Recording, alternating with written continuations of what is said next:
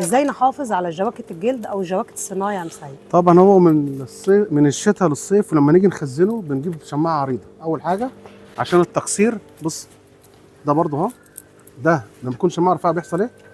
اهي دي مش شماعه. دي اول حاجه. تاني حاجه بنخليه بره الدولاب في كفر قماش، مش نجيب كفر بلاستيك زي ده. كفر بلاستيك ده بيتجمع فيه حاجات كده، بيقولوا بكتيريا، بيقولوا عته، بيقولوا حاجات عليها. نحطه في كفر قماش بتاع قماش. البدل، ويخليه من السنه بره الدولاب. ده الصناعي. ده الصناعي. الطبيعي بيحطه في مكان، اي مكان، بس يحطه مفرود عشان ما يتكسرش، عشان الطبيعي مش بنعرف نكويه. ده بالنسبه للطبيعي. والطبيعي برضه بنيجي احنا بندهنه من السنه للسنه. بعد اذنكم ما حدش يدهنه باي مواد يقول لك احذيه وتضريبه ومش تضريبه والكريم والله ده كله بيضحكوا على الناس بيه ويبوظوا الدنيا. احنا الحمد لله لو حد مر بتجربه سيئه معانا يقول. بالنسبه للدهانات بتاعتنا احنا بقالنا في المجال دلوقتي لا يقل عن 35 سنه.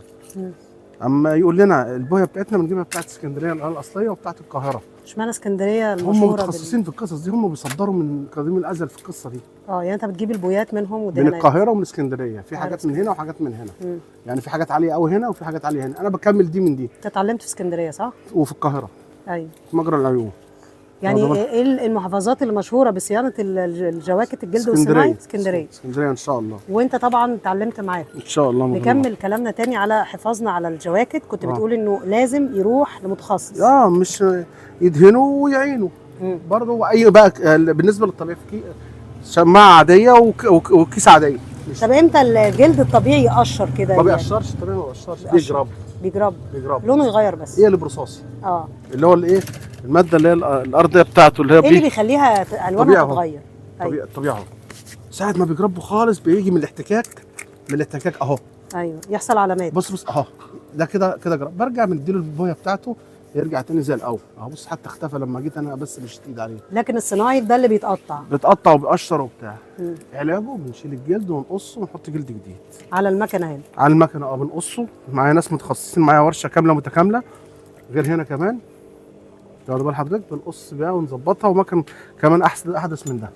طيب الجاكيت لو فيه اكسسوارات وصاحبه عايز يرجع اكسسوارات دي بترجعها له تاني؟ لا في الصناعي ولا الطبيعي ولا الاثنين؟ لا في الطبيعي وفي الصناعي. موجود هنا وموجود. خد اعمل حاجه. اتفضل. كنت بتقول انك بتفصل جواكت جلد طبيعي. بتقدر تعملها زي اللي جايه من المصانع وكده؟ شنط السفر. انا بتكلم على الجواكت طبيعي. بتقدر تفصل جواكت طبيعي؟ بناخد المقاس وعندنا الجلد، ما انا